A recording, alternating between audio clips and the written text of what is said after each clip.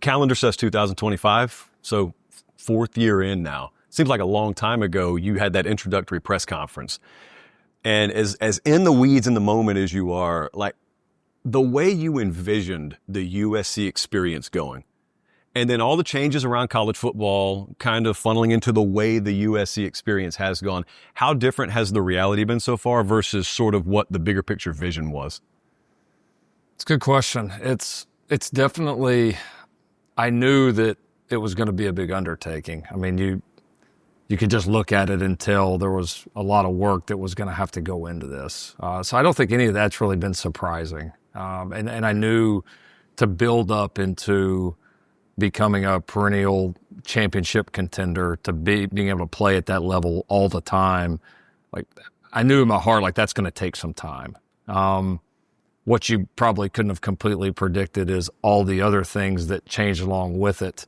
And I think that has, that's certainly been a factor, I think, as we've gone on. It's like you're kind of trying to balance the USC thing, but then also the college football thing at the same time. And so we've had to adapt, certainly our plan at times.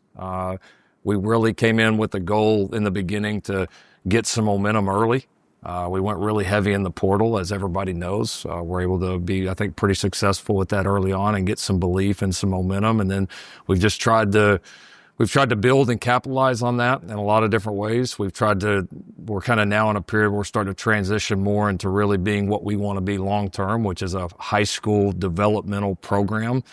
Given our location, given our school, our history, the staff we've put together, we feel like that's the best path forward for USC now to take that next step into not just a team that's capable of winning big games or, having good seasons, but a team that's there every single year like we feel like it should be and we feel like it's going to be. And that's, I think that's best how we see this program going forward. Yeah, so you said something there. You said, well, you got to balance the college football thing and the USC thing. And when you made the move out here, it was kind of really at the dawn of the new era, so to speak. Like people knew what the letters NIL meant. They didn't really know what the era was going to mean. Portal knew what it was, didn't know what the era was going to be. But I remember when you came out here, sort of the 50,000 foot view was, oh man, he's walking into the perfect place at the perfect time because USC overlapping with what's going to matter now. And it sounded good. Like that's a bumper sticker. It sounds good. Right. But you walk into it and you realize you still kind of have to roll your sleeves up. And there's still 90% of what's beneath the surface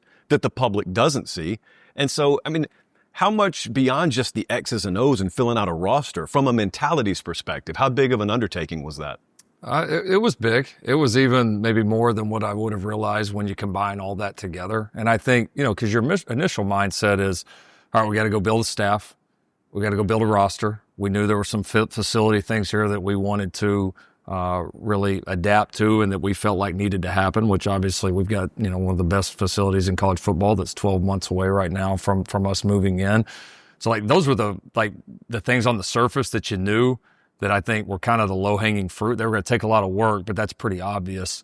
I think the next piece of it was you knew the potential here in LA, given, the NIL world, the support for your players, the degree, the life after football, like all of those things, the pieces are here. But now all of a sudden that becomes such a big part of college football so fast that that part's got to catch up. Because I think really for USC and for LA and all of that in general, it's been more of an education of this is what's happening in the college football world. This is why, we need this entire city, the entire Trojan family, like really behind this. And when we say behind it, not just, cheering for us on TV, like really behind us in every way, because when we galvanize this whole group, it's going to be something incredibly powerful and I think something very unique in our setting. So we were right that the potential was here, but it's kind of just getting it all in line and getting all the support and everybody on the same page and everybody really behind this. I think that doing that while at the same time trying to get the football program right and all those other parts with that's been, I think, the biggest challenge. And we've seen progress, like we've seen moments here in all areas where it's coming. And I think especially here over the last 6 months, like you really feel it starting to really galvanize in all areas. And I mean, the momentum in this building right now is real. You ask anybody that's been around this program for the last several months, like they feel it, they see it. And you see a lot of these things really coming together. What you just said, I don't think there's much BS to that. I don't think the outside world believes it, though. When you say, hey, there's a ton of momentum around this building. Mm-hmm. Well, I mean, physically, I'm in here. I get that. Yet the outside world would look at 3 consecutive years of record, I guess you would call it regression. They would say, well, where's the momentum? How could there be momentum there? To someone who lives in like Topeka, Kansas, loves college football, but they don't really know USC, how would you, in a sit-down over lunch conversation, explain to them how you could be coming off a 7-win season, but this place feels as charged as if you just came off a playoff appearance? Well, I think recruiting is always a great barometer with where your program's at, right? Because you've got high school players that a lot of these guys are recruiting have the options to go just about anywhere in the country they want to. You know, high school coaches, right, that know the game and understand the game. I think you look at the staff, right? Like the people that are in this business day after day, they see what's coming. Like you could go put any of us in another field and yes, we might see on the surface what's going on, but we're going to have no idea behind the scenes like what that really means because we don't live it day in and day out. You don't have the type of staff members that we're bringing in or retaining coming into a place like this unless they really are, very positive about what's getting ready to happen here. And the same thing with recruiting. And so I think those are 2 of the great barometers right now in terms of what we're doing. And then the other thing I would ask them to say is, did you watch our games last year? Did you actually watch the games? Did you watch the way that our team played? Did you really study kind of how that played out? Because I think the casual fan is going to look at it and say, yeah, all right, 7 wins. And yeah, are we happy with 7 wins? Hell no. Not by any stretch. But am I excited about the way our team played for a large part of last season? 100% I am, because it is absolute progress. When you add in the staff, when you add in the way recruiting is going, the momentum, you can just tell it's coming together. And I think I take a lot of my confidence from the people on the staff have won national championships, Super Bowls, and we got one of the most accomplished staffs of anybody, and they all feel it. And they all know exactly what that feels like because they've been a part of it. Yeah, so I've always said on our show, one of the biggest lies people tell in college football is you just are what your record says you are. Yep.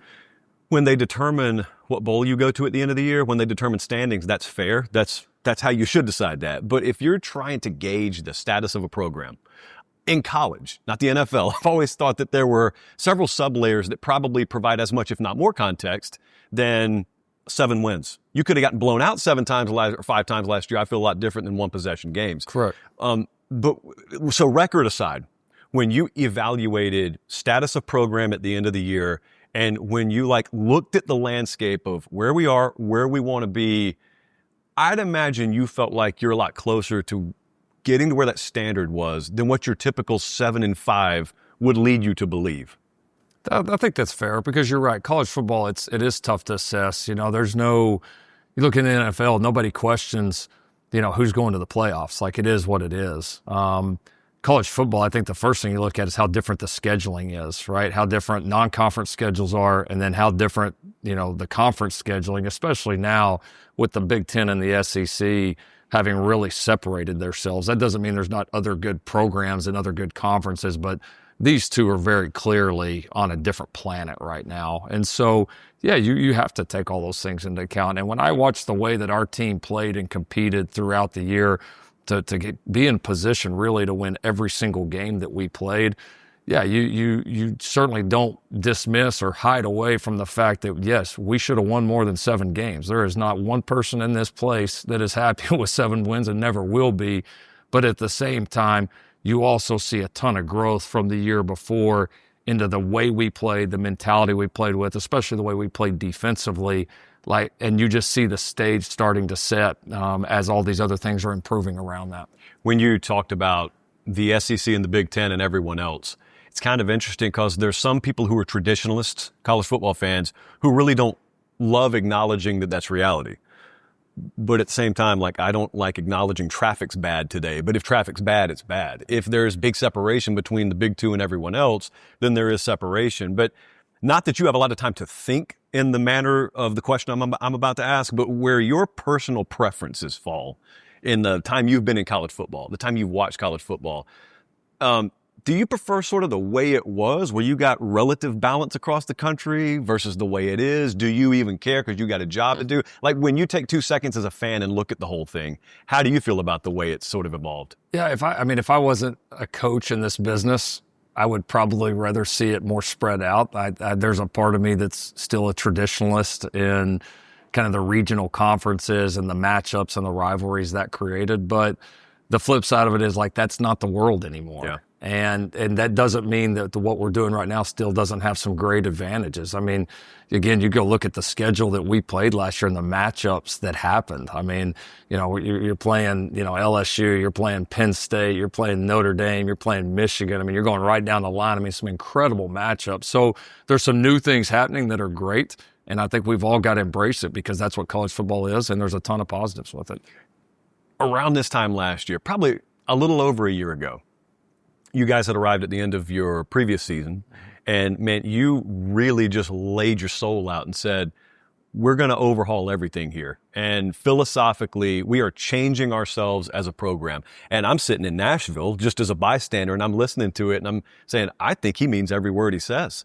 But at the same time, let's just watch the actions. So then the actions follow, and you overhaul the defensive staff. And now, you've got a general manager in the building, whereas you wouldn't have a year ago. A year later, I'm not asking you how steadfast you were in the belief. Of course you're steadfast in the belief, but how far down the road of sort of installing that new philosophy do you feel you are program-wide? I think we've come a long ways. I think the end of that year was the real point for me where it's like, okay, and to me it was especially from the transfer portal. Like, okay, we came in with a goal here in the very beginning that we felt like we needed to overhaul this roster very quickly to give ourselves a chance to have some success. All right, that happened a lot in year one. We really kind of pushed to try to go all in with that mentality the second year to supplement it and try to really push it over the top. And it obviously didn't come together in any way the way that we imagined in the second half of that season.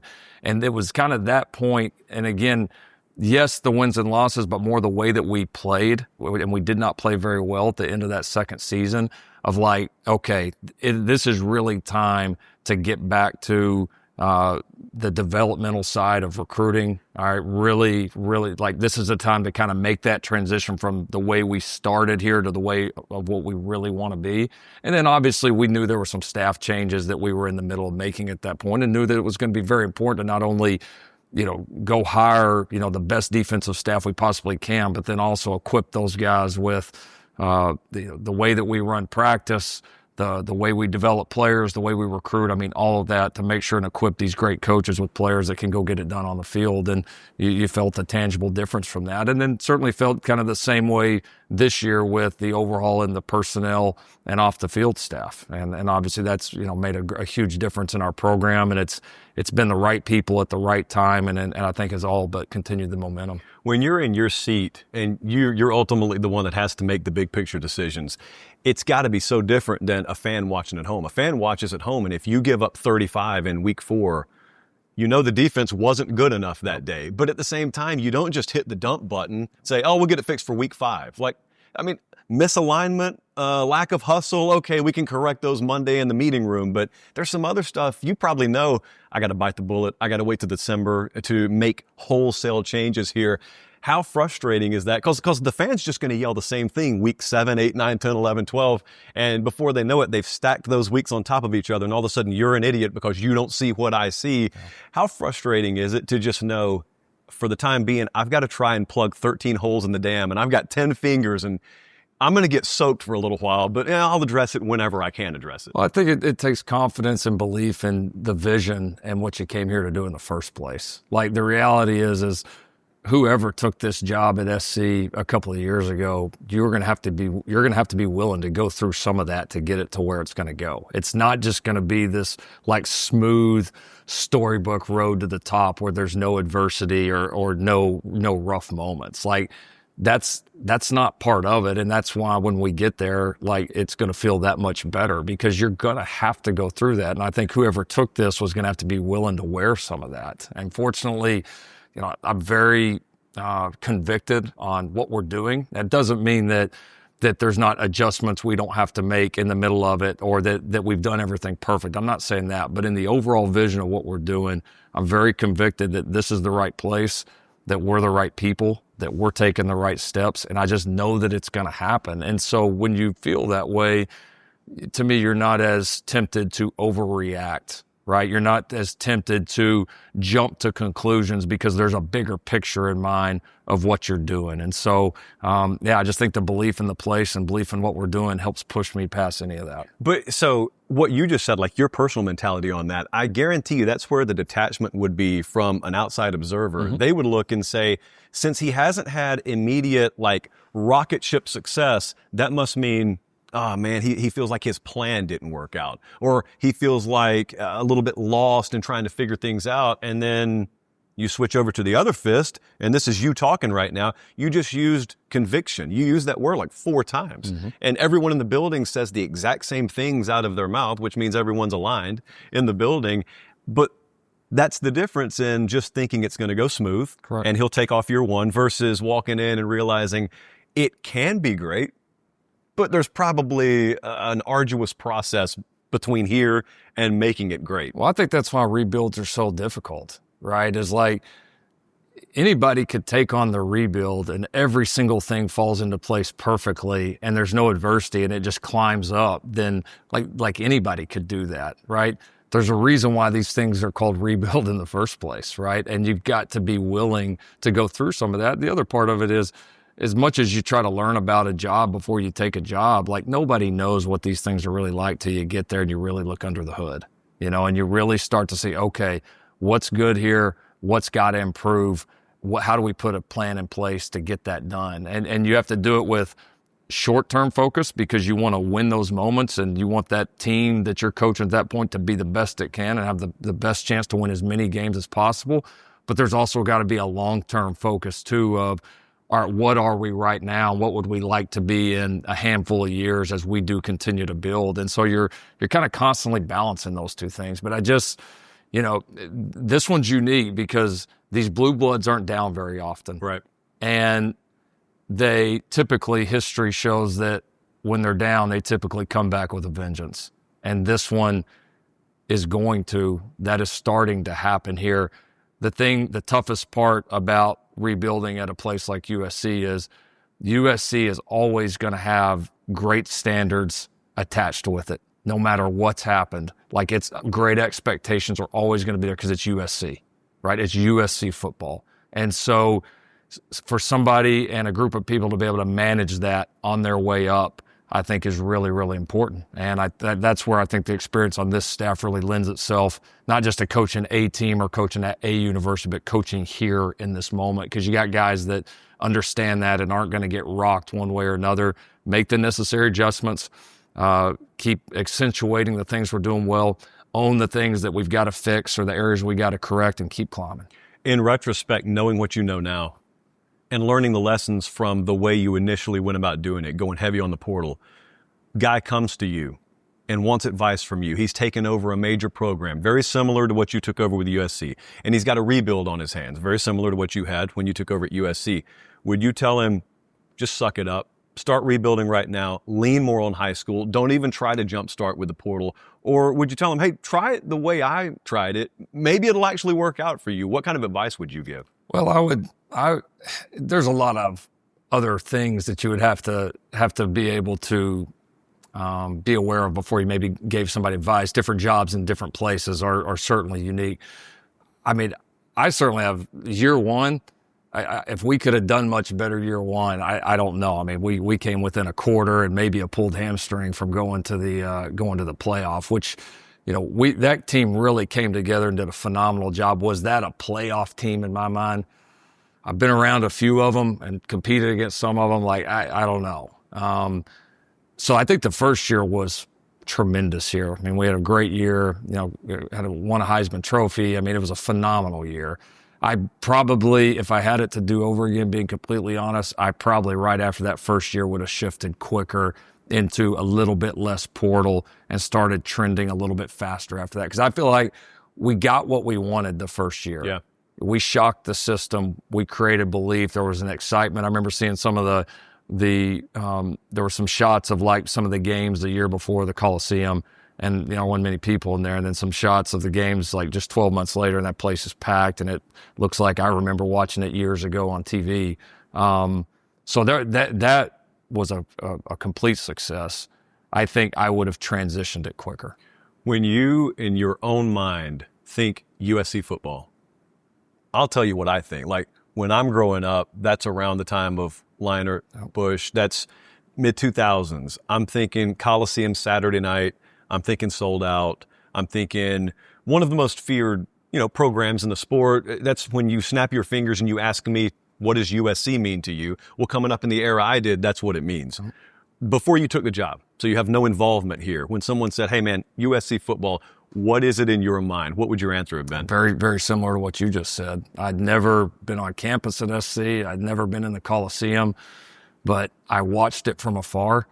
How could you not? It just it pulled you in. It was like, watching some of the greats in individual sports, you can't help but not watch these guys. The program had that feel about it to me. And I had no ties to it, no familiarity with it, other than it captivated me. And then as you started to learn about all that comes with it at this place with this school, I mean, to me, it's unlike any other. People can decide better or worse. Everybody can judge their own there, but there is nothing like this place. And so to get a chance to do it at this place was kind of a dream. And I mean, even 3.5 years later, still feels like that. I had my mind blown the other day. We were doing like a mailbag episode. So I referred to USC as a blue blood. One of the 20-year-old viewers hits me up and says, I don't know that I would put USC in blue blood status. And I'm like, I thought it's a joke.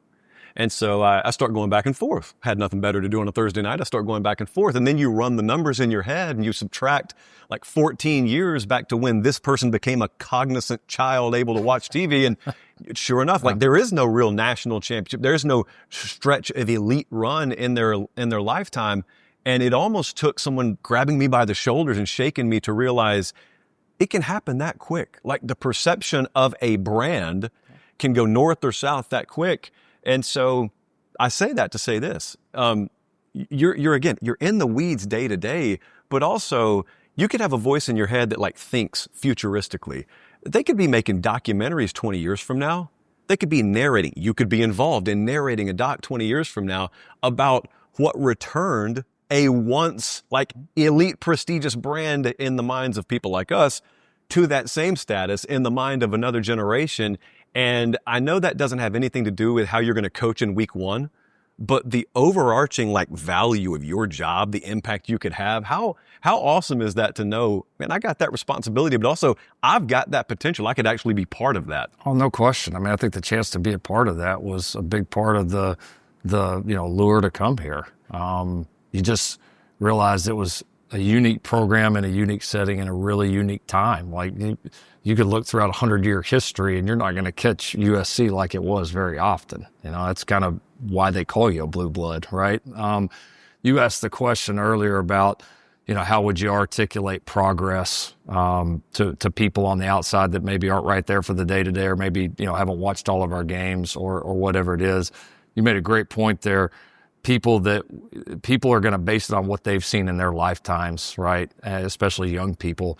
A lot's been made of our recruiting class right now and how well that's going. You take yourself, if you were a, 7th grader, 8th grader, 9th grader, all right, and then you're getting ready to get into those recruiting years, talking about the guys that actually become high-level Division I recruits.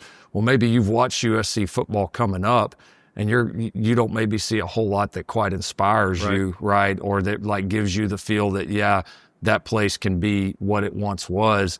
Well, you look at our recruiting class right now and how well it's going. Well, what have those guys watched the last several years? They have seen, has it been perfect? No, not by any stretch. Has it been as good as we want it to be? No, it hasn't been. Okay.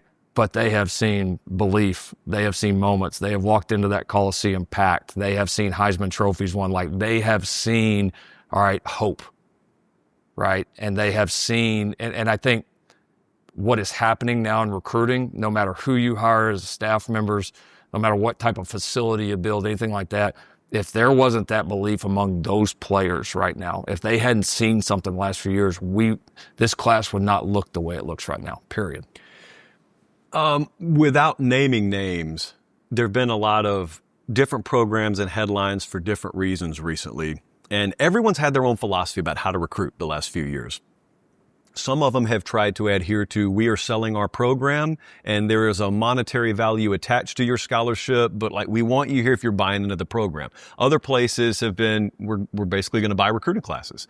And you find that, yeah, you land kids, but then also that's what they're attached to you for. Like they're not really playing for the logo on the side of the helmet as much as they are a dollar figure.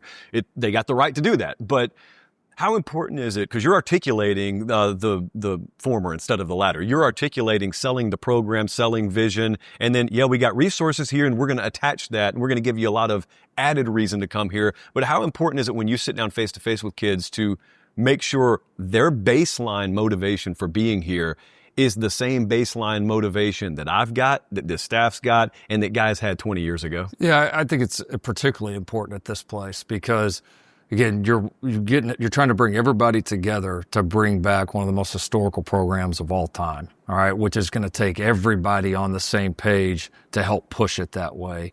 You're bringing players in to an academic institution that's one of the best in the world. And while that degree is wildly valuable, this is also a challenging place to go to school, right? So if you have guys that don't have a motivation on what this place can do for them in terms of their academic career and life after ball, it's probably not going to work out great here either. And so I think on both of those fronts, I think it puts an emphasis back on us as a staff in terms of who we evaluate, who we really pursue, to make sure that we're adhering to those things. And because if you don't, yeah, that's great. Everybody's excited on signing day or when a guy commits, but does it really work right at the end of the day? Does a guy really come here and perform and become a valuable member of the team and the university community and all of that? So yeah, it's important for us. I think in my mind, like USC is the place that checks every box. And so we're trying to position ourselves that there's not one thing that a student athlete and their family could want out of this experience that they won't get here. And a lot of things here that they can get that you'd have a really hard time finding anywhere else just because of the location and the school and all of that. The flip side of it, though, is you have to have people that on the other side that feel the same way. And I think any time in any relationship or business relationship, professional relationship, that if one side is invested one way but one's the other, it never works out. You got to find that kind of shared vision, and that's what we've been trying to find with our guys. I've lived in Nashville roughly the same amount of time you've lived in LA. So like I go back home to Harris County, Georgia. I don't think I'm any different a person, but they'll note very, very minor differences in my personality, just the way I handle myself. And I think they're crazy, but yet they're all independently saying the same thing. So something must have changed. When you talk to people who you've known for a long time and have multiple reference historical points to gauge against, what do they say has changed the most about you? Or do they say anything's changed about you? That I'm more relaxed. Really? Mm-hmm. Mm-hmm. And what causes it? Maybe it's just West the California vibe, maybe. I think I mean, I love the job. I love the place. We've really, me and my family really enjoyed living here. It's a unique place to live in. We've never lived anywhere remotely like this in our lives. But I think there's a real just kind of sense of freedom, I think, with a lot of people that live out here, in just the sense that there's so much to do. There's so much kind of value away from the job. There's a lot of other things going on in this place. And I think for players, coaches, all of that, just a chance to kind of live your life away from the office is pretty unique, especially when you compare it to a lot of the small college towns, especially for big programs across the country. So we've appreciated that part of it. So you don't get recognized as much in LA as Norman. That's what you're telling me. Well, I think it's any college town, right? Ask Ryan Day, right? Ask anybody at any major college, right, in a small town. That's just a little bit how it is. I mean, I referenced, it'd be great, you'd go back and read it. There's an old ESPN article on Pete Carroll. It's not on Pete specifically, but the article was, what college coaches do when they get downtime. And guys are talking about going to Destin or going to this, going to that, right? Yeah. And they asked Pete, and Pete's like, hell, I don't need to go anywhere. Yeah. He said, we can win or lose a game, and I can go out to eat on Saturday night. Nobody cares that I'm in there because George Clooney and that guy from Friends are in there. You know what I mean? Which is like, it's a great quote, but there's living it. There's some kind of reality to that I don't know. This city it's got an incredible vibe and way about it, and we've really taken to it. How great is it that the entire answer for all 14 coaches in the SEC is Destin? It's all Destin. We just got to go to Destin. Exactly. Yeah. So you look at this upcoming season. Who do you guys open with? I don't even know who you open with. I haven't even looked that far ahead yet. We've got Missouri State, and we've got, who's second? Georgia Southern. Yeah, right. Georgia Southern second. So we look on the horizon now, and there's a lot of excitement around the room. What are the things, if you had to point out like 2 or 3 things that you just circle with the red Sharpie, that thing's really going to determine which way the seesaw tilts this upcoming year for us? Well, I mean, the natural thing would say we got to play better, right, in these, these close into game situations. I mean, that'd be the first thing, right, that you would say. I mean, we had the lead in the fourth quarter of every game but one last season, one of only a couple of teams. Which is still a wild stat. Which is insane. Yeah. So, yeah, your first inclination is, we got to play better at the end of games, which is true. But also, if you play better in the middle, right, or you handle the middle 8 better, right, you start better, whatever it is, you're not going to be in as many of those one-score games or maybe a game that comes down to one call or one play. So yes, we got to play better at the end, but we've just got to continue to grow as a program. I think being able to close out games from a physicality standpoint is a big one for us. It's something we've talked to our team a lot about, that when you get in those moments and you got the opportunity to shut somebody down defensively or go run the clock out and just kind of suffocate somebody offensively at the end of the game, we've got to be able to take advantage of more of those opportunities. And then I think the last one to me is that we got to play. We've got to play better and go win on the road. We put ourselves in position, like all the games last year, to win a lot of those road games. But I think the road in college football still is where you separate yourself, especially when you play in a really good league like this. And when chances are you go on the road, you're going to go into a competitive environment. You're going to probably play a pretty good other football team, right? So I think great programs play some of their best ball on the road, and that'll be a big step for us. I'll get you out of here on this. So you'll notice we didn't talk about scholarship numbers. We didn't talk about court cases. We didn't talk about a lot of stuff that you're having to answer questions about constantly. How tired are you about talking about stuff that has nothing to do whatsoever with football recently?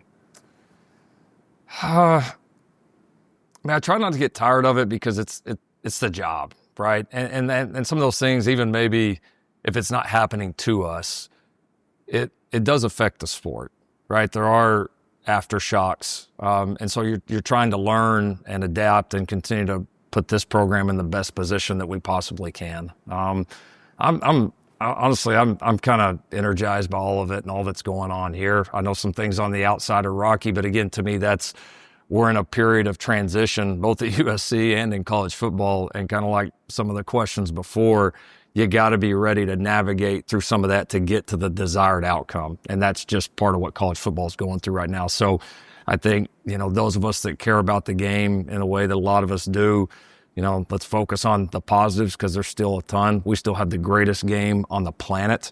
And that's a hell of a place to start. I'll endorse that. Coach, I appreciate it. Yeah, man. Enjoyed it.